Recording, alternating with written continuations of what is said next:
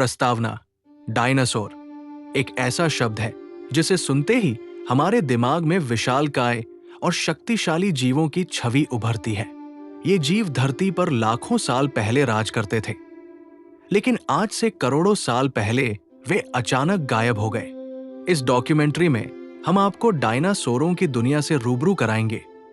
उनके जीवन, उनके वाता, उनके उत्पत्ति से लेकर उनके अंत तक के बारे में विस्तार से बताएंगे।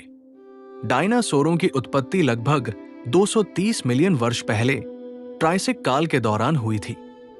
ये जीवन के शुरुआती चरण में थे, जब पृथ्वी पर पेड़ पौधे, छोटे जीव और महासागर ही मुख्य जीवन के रूप में थे। वैज्ञानिकों के अनुसार डायनासोरों का नाम ग्रीक शब्द डाइनोस अर्थात विशाल और सॉरस अर्थात छिपकली से लिया गया है। इन विशाल जीवों का आकार और जीवन शैली उस समय के अन्य जीवों से पूरी तरह अलग थी। डायनासोरों को लेकर कई सिद्धांत हैं, लेकिन एक बात पूरी तरह से स्पष्ट है। ये जीव धरती पर सैकड़ों सालों तक हावी रहे और उनके पास इस ग्रह पर अपना साम्राज्य था। डायनासोरों को मुख्य रूप से दो श्रेणियों में बांटा जाता है। सॉरिशिचिया, जिनके पास लिजर्ड जैसे हड्डियां और संरचनाएं थी। इस श्रेणी में थेरोपोड्स जैसे टीरेक्स और वेलोसिरैप्टर और सौरोपोड्स जैसे ब्रोंचियोसॉरस और अपेटोसॉरस आते हैं। ऑर्निथिशिया, जिनकी हड्डियां पक्षियों के समान होती थी। इन डायनासोरों में स्टेगोसॉरस और ट्राइकेराटॉप्स जैसी प्रजातियां शामिल हैं। ये दोनों श्रेणियां आकार, आहार और जीवन शैली में विभिन्न प्रकार की थी। कुछ डायनासोर शाकाहारी थे और कुछ मांसाहारी। डायनासोरों का जीवन बहुत ही रोमांचक और विविधतापूर्ण था, जहां एक और विशाल सौरोपोड्स जैसे ब्रोंचियोसॉरस और अपेटोसॉरस ने हरे भरे जंगलों में शांति से शाकाहारी भोजन किया। वहीं दूसरी ओर थेरोपोड्स जैसे टाइनोसॉरस रेक्स और वेलोसिरैप्टर ने अपने शिकार पर हमला करने के लिए अपने तेज पंजों और दांतों का इस्तेमाल किया। कुछ डायनासोर सामूहिक रूप से झुंड बनाकर रहते थे, जबकि कुछ अकेले शिकार करते थे। उदाहरण के लिए वेलोसिरैप्टर जैसे डायनासोर अपने समूह के साथ शिकार करते थे, जो कि बहुत ही स्मार्ट और रणनीतिक था।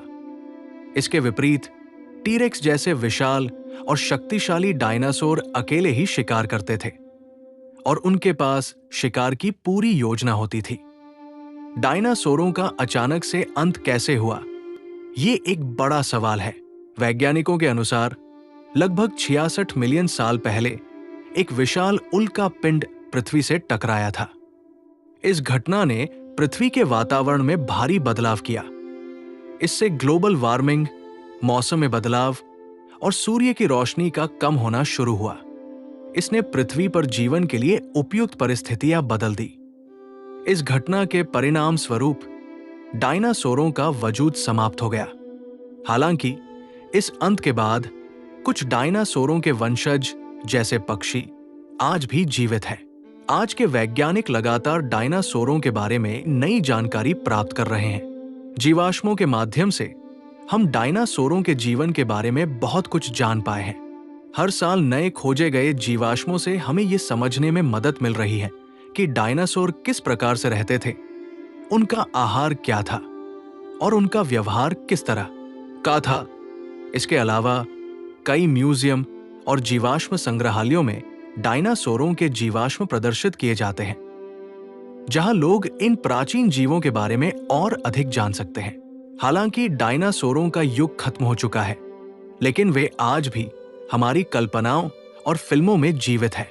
जुरासिक पार्क जैसी फिल्में हमें उनके जीवन के बारे में और उनके बारे में हमारी समझ को और गहरा करती है। डायनासोरों की विशालता और शक्ति आज भी हमें आकर्षित करती है और हमें ये सोचने पर मजबूर करती है कि अगर वे आज होते तो क्या हमारी दुनिया अलग होती। डायनासोर पृथ्वी पर कभी शासक थे और उनका इतिहास हमारे लिए एक रहस्यमयी और दिलचस्प अध्याय है। ये जीव हमारी पृथ्वी पर सैकड़ों मिलियन वर्षों तक जीवित रहे और अपने समय में सर्वश्रेष्ठ थे। आज वे हमारे लिए केवल जीवाश्मों और फिल्मों के माध्यम से जीवित हैं।